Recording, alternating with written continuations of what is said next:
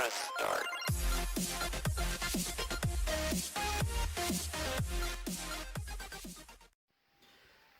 Well, hello boys and girls, and welcome back to Storytime with Mr. S. Alright, we are gonna finish this story today. We've been reading Here's Hank, There's a Zombie in My Bathtub. And if for some reason you're just tuning in now, you can go back through my videos and catch up if you haven't seen the beginning of this. Now, this is a chapter book, so we're not really looking at any pictures. The pictures are going to come from our imagination. So as I'm reading this, close your eyes and kind of see if you can see the pictures in your head as we go. We left off on chapter 9. During chapter 8, Hank and his grandpa went to the New York Public Library because his grandpa had a great idea. Hank was very afraid of zombies, and his grandpa said, you know what, we're going to go to the library and we're going to look up the truth about zombies. We're going to get ourselves some facts, and when you see that they aren't real, you're going to feel better about everything. And that's exactly what they did. But what they didn't count on, at the very end of chapter 8, Hank finds a book that talks about how zombies might in fact be real.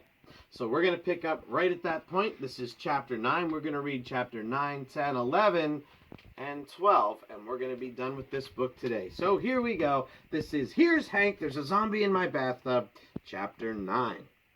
Papa Pete was in a great mood when he returned with Miss Lopez. This trip to the library has been very successful, he said. I know more about bowling leagues than any human should. How about you, Hanky? Did you learn the truth about zombies? I sure did, I said. See what I told you? He patted me on the shoulder. Knowing the facts is the best way to not be afraid. He said goodbye to Miss Lopez, and we walked downstairs and out the door onto Amsterdam Avenue. I was completely silent. You're probably wondering why I didn't tell Papa Pete the real truth I learned about zombies. Well, this is why. I love Papa Pete more than anyone in the world, and I knew that zombies went for old people first. It was going to be up to me to protect him. I just hadn't figured out how to do that yet. So I decided to keep quiet until I figured out a plan. The last thing I wanted was to scare him too. When Papa Pete dropped me off at my apartment, I said to him, "Keep your phone close, okay?" "Yeah, sure, but why?" "Well, I'm gonna need to talk to you in a little while." "Oh, you've got a secret, do you?" Papa Pete said with a wink. "I love secrets." He wasn't gonna love this one though, that's for sure. "Oh, and Papa Pete," I added, "you might want to practice some of your karate moves. They could come in very handy." "This gets more interesting by the minute," he said. Then he gave me one of his giant hugs and headed for home. When I walked into my living room, my parents were busy helping Emily into her Halloween costume. She was in a really bad mood because her tail had fallen off. "I told you that we put too many scales on it," my dad was telling her. "This costume just couldn't take the weight." "Fine," Emily snapped. "Then I'm not going trick-or-treating." "Don't be silly, honey," my mom said. You wait all year for this one night." "A Komodo dragon without a tail is like a pizza without cheese," she said, and stomped her clawed foot so hard one of the toenails fell off too. "Hank," my mom said, "maybe you can talk Emily into going trick-or-treating with you and your friends. I don't want her to miss a good time." I think I'm going to stay home too," I said. "You know how I always wanted to support my little sister." When did that start happening?" my dad asked. "A minute ago." "What's wrong with you, Hank?" Emily said. "You seem weird today. Extra weird." Me? Nothing's up with me. I was just thinking that we should call Papa Pete and have him come over. Once he's inside the apartment, we'll lock all the doors and windows, and we won't turn on any of the water faucets. We'll just have a family fun night. Just us, locked inside. Oh, and if we want to have an even better time, we could shove the couch in front of the front door to block it. My mom, my dad, and Emily all stared at me. But before anyone could answer, the doorbell rang. "Nobody open that," I whispered. "Of course we're going to open the door," my mom said. "It's probably just Frankie and Ashley. They called a few minutes ago to say they'd meet you here to go trick-or-treating." "But how do you know it's them and not some creepy zombie?" I blurted out. My father had already reached the front door and opened it.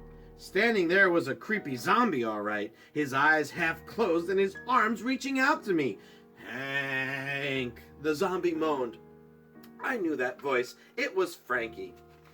Standing behind him was Ashley. At least I think it was Ashley. Either that or a giraffe wearing a really sparkling necklace just walked into my apartment. "Frankie," I said, "you can't just come in here and scare me like that." "Why not, Zip? It's Halloween. We're supposed to be scary." "But how will I be able to tell you from the real zombies?" Frankie laughed. "Wow, my costume must be really good. Now hurry up, Zip. You're not even in your costume yet. We're all gonna miss the best candy," Ashley added. I don't think we should go. I don't think we should go trick-or-treating in this building," I said. "I think we should head right over to Papa Pete's." "Oh, is there better candy in his building?" Ashley said. Yes, that's exactly the reason. Actually, the real reason was I wanted to get to Papa Pete to protect him. "But we'll miss the full-size chocolate bars in 3B. They always run out fast," Frankie reminded me. Frankie was right, so I went along with it. "Give me a minute," I said. "I have to make an important phone call first." I ran to the kitchen, picked up the phone, and dialed Papa Pete's number from memory. It's the only one I never get wrong. "Papa Pete," I said when I heard his voice, "we're coming to you right away. It's not safe for you to be there by yourself." "Hanky," he said, "you're not still worried about zombies, are you? I thought that was the reason we went to the library."